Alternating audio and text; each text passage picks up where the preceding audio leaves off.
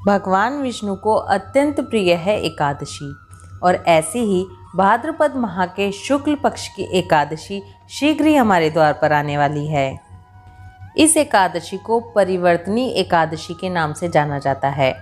इस एकादशी का व्रत किस दिन रखा जाएगा, इसका महत्व क्या है, पूजा विधि क्या है और इसका पारण किस दिन करें, सब कुछ जानेंगे आज की इस वीडियो में। चलिए शुरू करते हैं।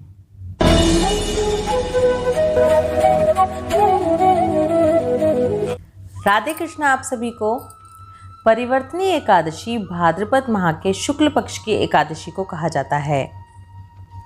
पद्म पुराण के अनुसार देवशयनी एकादशी से भगवान श्री हरि विष्णु 4 महीने के लिए योग निद्रा में चले जाते हैं और इस एकादशी यानी कि भाद्रपद माह के शुक्ल पक्ष की परिवर्तनी एकादशी पर भगवान विष्णु करवट बदलते हैं, इसीलिए इसे परिवर्तनी एकादशी कहा गया है। इस एकादशी को और भी कई नामों से जाना जाता है, जैसे कि पद्मा एकादशी, जयंती एकादशी, ढोल ग्यारस, जलझूलनी एकादशी, पापनाशिनी एकादशी, वामन एकादशी।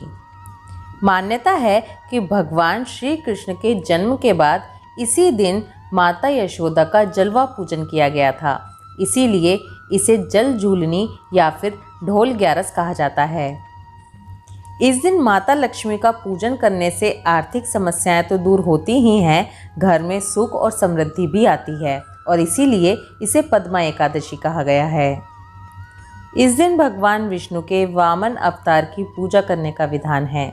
कहा जाता है कि इन 4 महीनों में भगवान वामन रूप धारण करके पाताल लोक में निवास करते हैं। पुराणों के अनुसार इस एकादशी का बहुत अधिक महत्व बताया गया है। इस एकादशी को पापनाशनी एकादशी भी कहा जाता है, क्योंकि इस दिन व्रत करने से हमारे समस्त पाप नष्ट हो जाते हैं। इस एकादशी का व्रत हर प्राणी को बहुत ही श्रद्धा और भाव के साथ रखना चाहिए। इस दिन भगवान विष्णु के साथ साथ माता लक्ष्मी की भी पूजा अवश्य ही करनी चाहिए। इस बार यानी कि 2023 में परिवर्तनी एकादशी का व्रत 25 और 26 2 दिन बताया जा रहा है। सबसे पहले ये जान लेते हैं कि एकादशी तिथि शुरू कब हो रही है। परिवर्तनी एकादशी तिथि शुरू हो रही है 25 सितंबर सुबह 7:55 पर और ये एकादशी तिथि समाप्त हो रही है 26 सितंबर सुबह 5:01 पर। देखिए, सबसे पहले बात करते हैं 25 सितंबर की। 25 सितंबर को सूर्य उदय में एकादशी है, पूरे दिन की एकादशी है और इस दिन बहुत ही सुंदर और शुभ संयोग भी बन रहे हैं। जो लोग 25 सितंबर का व्रत करेंगे वो बिल्कुल भी गलत नहीं है। 25 सितंबर को ही एकादशी है, लेकिन फिर भी 26 सितंबर को एकादशी व्रत करने के लिए क्यों कहा जा रहा है, चलिए अब ये जानते हैं। 26 सितंबर को एकादशी व्रत रखने के लिए इसलिए कहा जा रहा है क्योंकि 26 सितंबर को विजया महाद्वादशी है। अब विजया महाद्वादशी होती क्या है? जब शुक्ल पक्ष की द्वादशी तिथि में श्रावण नक्षत्र लग रहा होता है तब उसे विजया महाद्वादशी कहा जाता है।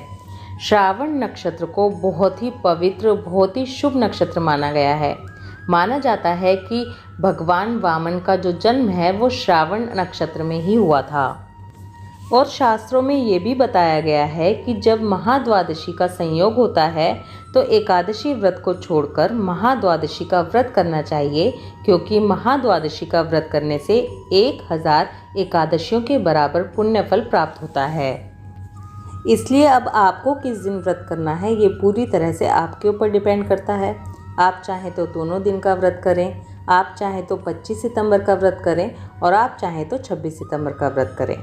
आपकी जानकारी के लिए बता दूं कि बांके बिहारी जी मंदिर वृंदावन, खाटू श्याम जी मंदिर सीकर में 25 सितंबर को एकादशी मनाई जाएगी।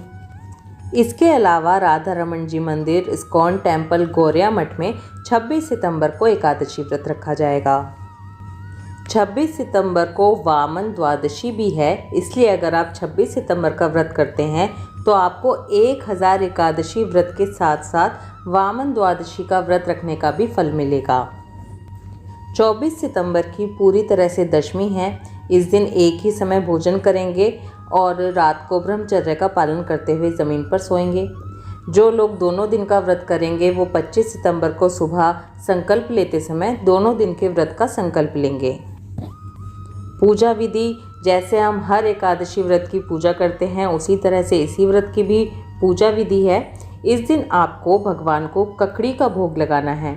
भगवान को परिवर्तनी एकादशी पर ककड़ी का भोग लगाने से कभी भी हमें गूंगे की योनि नहीं मिलती है, इसलिए भगवान को ककड़ी का भोग लगाएं, खुद भी लें और प्रसाद रूप में भी बांटें। इस एकादशी के दिन भगवान के वामन स्वरूप की पूजा की जाती है, इसलिए भगवान के वामन स्वरूप की पूजा करें। अगर आपके पास भगवान वामन की कोई तस्वीर या मूर्ति नहीं है तो भगवान के वामन स्वरूप को अपने मन में धारण करके भगवान की पूजा करें और इसी के साथ माता लक्ष्मी की भी पूजा ज़रूर करें। एकादशी के दिन तुलसा जी तोड़ी नहीं जाती, इसलिए तुलसा जी पहले से ही तोड़ कर रखें, लेकिन एकादशी के दिन तुलसा जी की पूजा ज़रूर की जाती है, इसलिए पूजा ज़रूर करें। चलिए अब आपको परिवर्तनी एकादशी का जो पारण समय है वो बता देती हूँ। जो लोग 25 सितंबर को परिवर्तनी एकादशी का व्रत करेंगे वो अपने व्रत का पारण 26 सितंबर को दोपहर 1:25 से लेकर दोपहर 3:49 के बीच में करेंगे।